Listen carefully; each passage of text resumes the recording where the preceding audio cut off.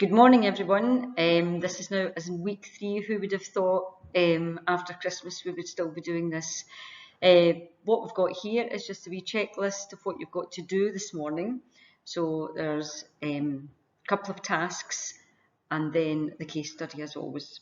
Just a reminder that I will be available on Wednesday morning live on Teams, and Mrs. Hyde will be available on Thursday morning live on Teams if anyone needs any help. And the best way to probably do it is just send us a message and we'll communicate with you either through the Teams chat or give a wee call so that we can explain things to you. Okay? What we're going to look at this morning is continue with cash budgets, but really from the point of view of analysing them and interpreting them. We're going to focus on what sort of problems a cash budget can show up and how we can come up with solutions to fix these financial problems. As we said last week, a cash budget is a tool that businesses use in order to try and work out how much money they've got in the future.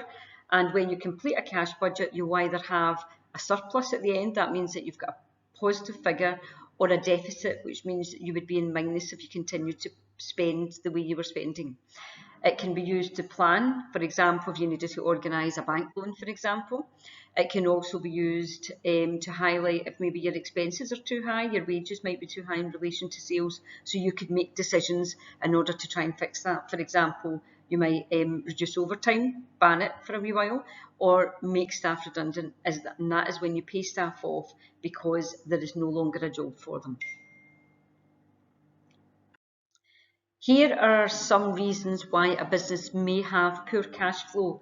And remember, poor cash flow is when a business doesn't have enough money coming in order to pay expenses and also to continue.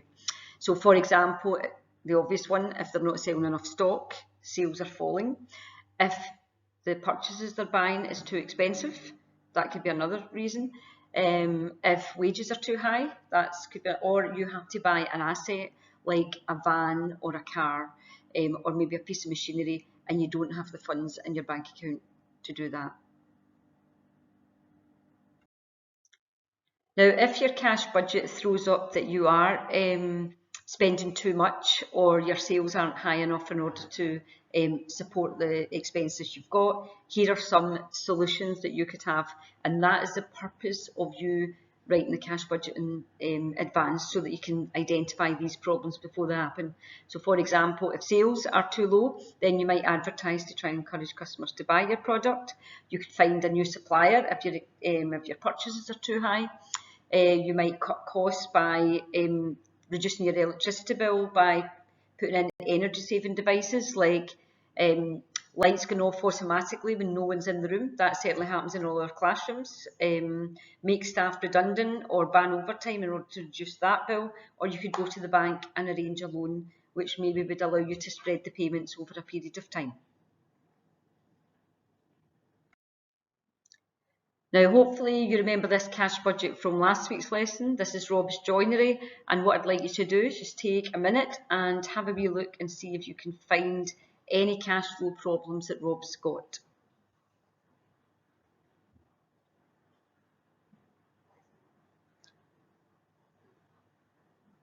And now we're going to move on to the next slide and talk through a couple of these problems and how we might solve them.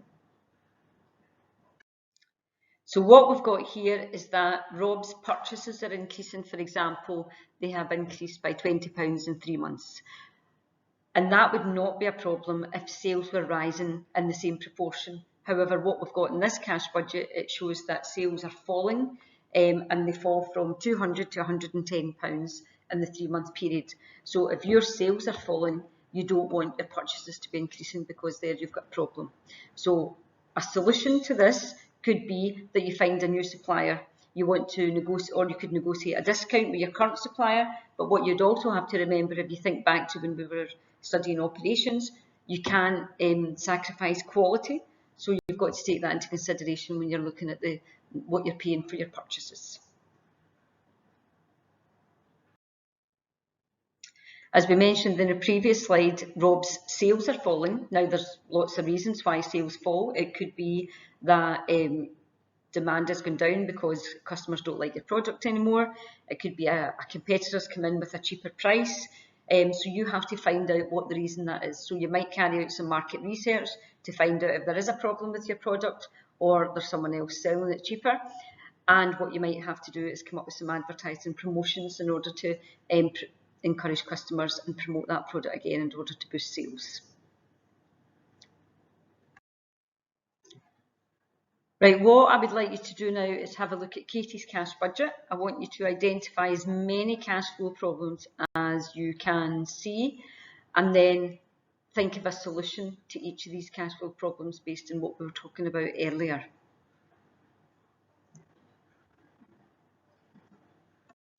Now, here are some examples of problems, cash flow problems Katie's got, and solutions that she might use in order to fix them.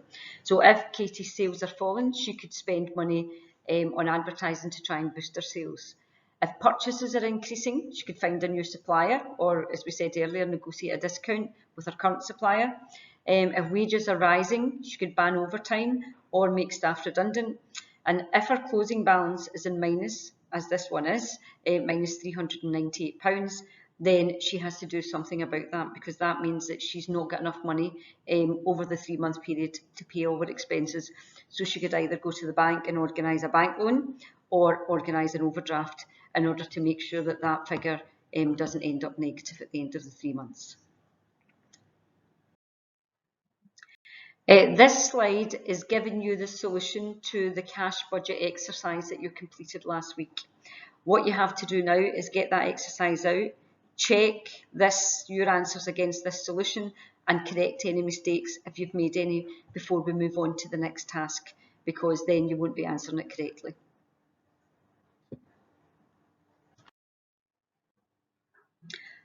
What I'd like you to do now is look at Isla's cash budget, identify 3 cash flow problems that she's got, and suggest a solution for each of these problems.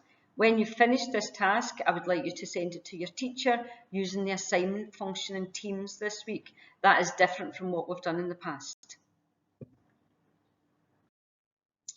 Here is the solution to the cash budget exercise 2 that you completed last week. Again, I would like you to check your answers against this and correct any mistakes if you made any before moving on to the task in the next slide. What I'd like you to do now is identify 3 cash flow problems that Peter has from the cash budget in the previous slide. Try and find if he's got any different problems from Isla, maybe come up with different solutions this time, and identify a solution for each of the cash flow problems that you have picked up.